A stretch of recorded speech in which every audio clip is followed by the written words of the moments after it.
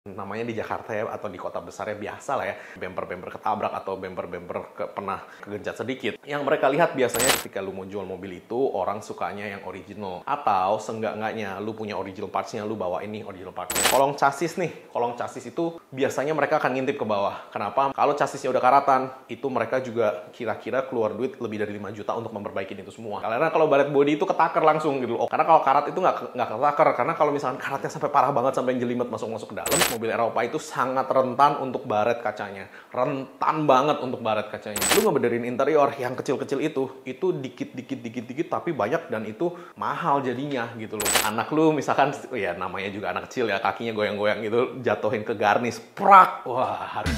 Cari bengkel mobil yang tepat, ayo ke dokter mobil aja. Jujur, cepat dan juga lengkap, ayo ke dokter mobil aja. Kualitas yang terbaik, harga juga bersahabat. Percayalah, di dokter mobil pasti beres. Hai lovers, balik lagi bersama saya Dokter Mobil. Nah, di video kali ini saya akan mengajarkan 8 hal yang bisa membuat mobil Anda ketika Anda mau jual lagi akan ditawar dengan harga murah. Nomor 1 adalah cat body atau bumper. Nah, biasanya ketika kita mau jual mobil, orang kan ngeliatin tuh ya mobilnya ya kan. Nah, biasanya yang mereka lihat adalah satu, penyok-penyok ya kan. Yang kedua adalah baret-baret. Yang mereka perhatikan nomor 1 sih udah pasti penyok dan baret ya. Itu kan kelihatan jelas ya, maksudnya ketika penyok dan baret itu kan kelihatan jelas dan mereka pasti akan potong harganya ya. Itu nomor 1. Nomor 2, swirl mark itu. Swirl mark atau ketika lu center tuh dia kayak ada garis guratan-guratan yang berputar gitu, yang dihasilkan dari cuci mobil ya kan. Cuci mobil yang kurang prosedural lah ya namanya ya. Kalau lu cuci mobil yang prosedural dan mobilnya lu coating, biasanya dia nggak akan ada begitu. Sama stiker-stiker nih yang ada di cat mobil gitu loh. Nah, kalau misalkan swirl marknya parah, mereka juga akan potong lagi tuh harganya karena mereka harus poles ulang tuh. Swirl mark itu bisa dihilangkan dengan cara dipoles dan bisa dipreventif dengan cara si mobil lu coating. Nah, kalau di coating itu biasanya nggak ada tuh swirl marknya tuh, bagus tuh. Karena kenapa? Nanti yang lapisan coatingan itu yang menghalangi supaya si catnya itu nggak terjadi swirl mark atau guratan-guratan yang berbentuk melingkar.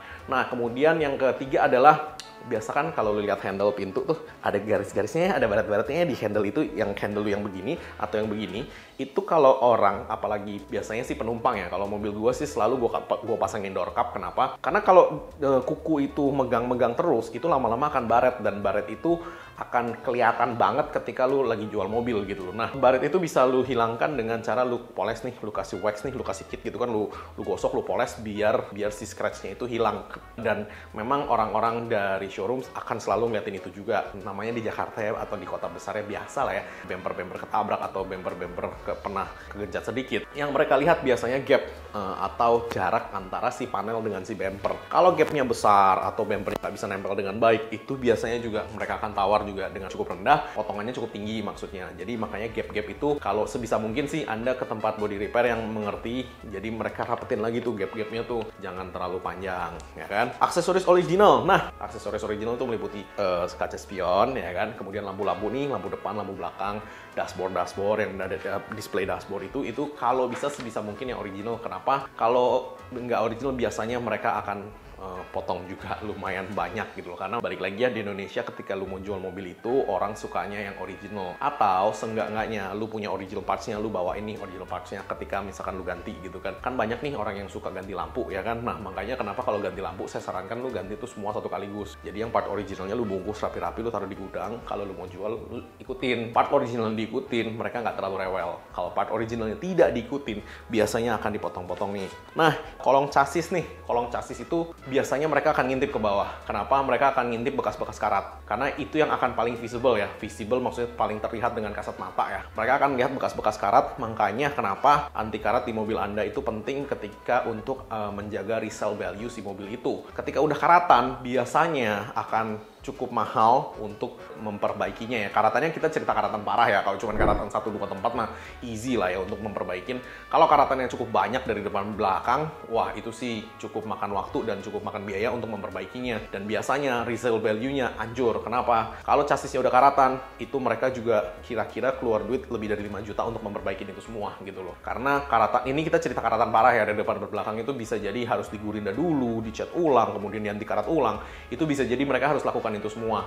Jadi biasanya mereka akan potong harganya dari harga standarnya itu jauh lebih banyak ketika karatan di bawah ketimbang lu penyok body lah ya, atau lu baret di body lah ya. Karena kalau baret body itu ketaker langsung gitu. Oke, satu panel berapa duit gitu kan ngerjainnya. Karena kalau karat itu nggak ketaker, karena kalau misalkan karatnya sampai parah banget sampai jelimet masuk ke dalam, itu biasanya potongannya gede banget. Karena kita sendiri kalau udah ngerjain sampai jelimet sampai ke dalam, dilihat nih, kadang-kadang malah chassisnya kita potong, kita las ulang gitu loh. Kenapa? Kalau udah terlalu parah keroposnya, lu las ulang. Nah, cuman kan itu prosesnya makan waktu kan, dan makan labor cost and time consuming juga, makanya potongannya biasanya gede. Makanya saya sarankan hati-hati sekali dengan kolong mobil Anda. Kadang-kadang kalau lagi dicuci nih, pas diangkat ke atas nih, lu perhatiin gitu loh, yang mana sih ada karatan atau apa. Kalau memang ada karatan, lagi sedikit, cepetan lu kelarin. Karena kalau cuma sedikit itu lu kerjain nggak sampai setengah jam kelar gitu loh. Kalau udah karatan dari belakang sampai depan, wah itu sih udah ceritanya sih panjang sih, itu sih bener sih. Bisa jadi lu menghabiskan lebih dari 1 minggu hanya untuk bersihin karatnya doang gitu loh. Itu di bengkel loh ya. Nah, kaca mobil juga penting ya, karena mereka juga akan melihat baret-baret di kaca mobil, terutama kaca mobil bagian depan. Makanya kalau wipernya memang sudah kering, jangan dipaksa, mendingan lu ganti. Kenapa? Ketika kaca depan itu baret, yang bisa Anda lakukan hanya Anda poles nih, poles kaca depan nih. Nah, poles kaca depan juga nggak semua orang bisa poles dengan baik, karena ketika polesnya nggak baik, lu kayak pakai kacamata plus atau minus punya orang lain. Jadi ketika lu nyetir di dalam, itu akan ada gelombang, dia kayak mobilnya jadi lebih gede atau lebih kecil gitu, jadinya pusing. Nah, itu sangat berbahaya sekali. Atau yang ada crack-cracknya juga, keretak-keretak di kaca itu akan bener-bener memotong value atau nilai dari mobil yang Anda akan jual tuh. Jadi kaca ya jangan sampai baret ya. Kalau pecah kan, kalau retak kan sudah lah ya, itu udah pasti lu ganti gitu kan. Kalau misalkan baret itu lo yang sayang. Apalagi mobil Anda mobil Eropa ya. Mobil Eropa itu sangat rentan untuk baret kacanya. Rentan banget untuk baret kacanya. Karena kenapa? Karena memang jenis kacanya memang berbeda dibanding mobil Jepang yang ada. Mobil Jepang yang ada kaca-kacanya lebih keras dan lebih gampang retak. Mobil Eropa itu kacanya komponnya lebih soft dan lebih susah pecah sebenarnya ya. Cuman retaknya lebih gampang juga ketika kena batu, tapi baretnya tuh jauh lebih gampang. Oke, interior, jok mobil usahakan masih dalam kondisi baik. Nggak selalu orang itu mencari jok original ya, enggak gitu loh. Yang penting jok itu masih rapi, jahitan-jahitannya masih rapi. Karena kita tahu lah ya, namanya original dari pabrikan itu, kalau bukan kulit atau berbahan karet ya, itu kalau bahannya kain bludru itu biasanya cepat kotor gitu kan. Nah, sebelum Anda, kalau memang misalkan joknya kelewat parah ya, Anda bisa beli sarung jok, Anda bisa bikin joknya ulang ya kan. Kalau beli sarung jok saya rasa sih nggak terlalu ekspensif ya. Kalau bikin joknya ulang, busanya bisa Anda ganjel, Anda tambah supaya dia lebih tinggi lagi busanya dan harga jualnya juga lebih bagus. Nah, dashboard itu selalu dilihat ya untuk mobil-mobil yang udah berumur. Kayak misalkan ini saya sebut aja kayak misalkan Camry, Harrier, itu Anda hati-hati akan si dashboardnya itu. Kenapa? Kulit dari dashboardnya itu akan sering pecah. Ketika pecah, lu nggak benerin, mereka potongnya sih tinggi. Karena jujur aja, kalau ngebenerin engine, ngebenerin transmisi gitu, itu kan ketaker ya sekali nurunin berapa ya. Lu ngebenerin interior yang kecil-kecil itu dikit tapi banyak dan itu mahal jadinya gitu loh. Kayak misalkan satu panel nih, misalkan Camry gitu kan. Kalau bongkar dashboard itu pasti panel tengahnya itu ada yang pecah. Karena kenapa? Emang itu tipis banget. Nah, itu untuk ngegantinya aja panel tengahnya itu aja 400.000 gitu loh. Dan belum lagi kalau misalkan dia pecah-pecah kan kulitnya tuh yang di dashboard gedenya itu kalau pecah-pecah lu harus panggil orang yang memang jago interior dan bisa bikin ulang itu, atau lu sekalian ya kan lu cari tukang jok yang bisa dikulitin ulang gitu kan, dilem ulang gitu. Itu habis minim-minim 1 juta gitu loh untuk itunya doang gitu loh. Dan kita belum ngomong nanti yang pernak-perniknya ya, kayak listnya AC, garnis-garnisnya itu jangan sampai pecah. Makanya kalau Anda punya anak di dalam, itu jangan pecicilan di depan. Karena serius deh, anak lu misalkan, ya namanya juga anak kecil ya, kakinya goyang-goyang gitu, jatuhin ke garnis, prak, wah harganya 400.000 tuh. Itu satu. Kemudian kisi-kisi AC tuh, saya sering banget ngeliat orang pakai hiasan-hiasan, ornamen, atau pakai parfum-parfuman ya kan, atau gagang handphone tuh, pegangan handphone. Dulu banyak banget tuh. Ketika lu masukin tuh ke kisi-kisi AC, gua jamin itu kisi-kisi AC baret. Gua jamin. Ketika kisi-kisi AC itu baret, ya optionnya lu bisa ganti gitu kan. Sebenarnya nggak terlalu mahal gitu, barangnya paling tergantung mobil ya. Kalau Avanza sekitar 100 ribuan, kalau sekelas Innova Fortuner sekitar 250 ribuan. Cuman gantinya itu kan lu harus beli dulu ya kan, lu cocokin barangnya, lu ganti lagi gitu. Dan beberapa ganti tuh lu harus copot dashboardnya, jadi cukup costly gitu. Jadi jangan sampai kisi-kisi AC itu pecah atau baret juga gitu loh. Sebisa mungkin lah ya, ini kan namanya juga saran kan gitu kan. Nah, kemudian untuk bau kabin atau interior, itu juga paling sering dicek. Paling sering nomor satu orang cek adalah bau rokok. Itu akan nempel di plafon. Kemudian kalau Anda suka bawa binatang peliharaan, biasanya nempel di karpet dasar tuh.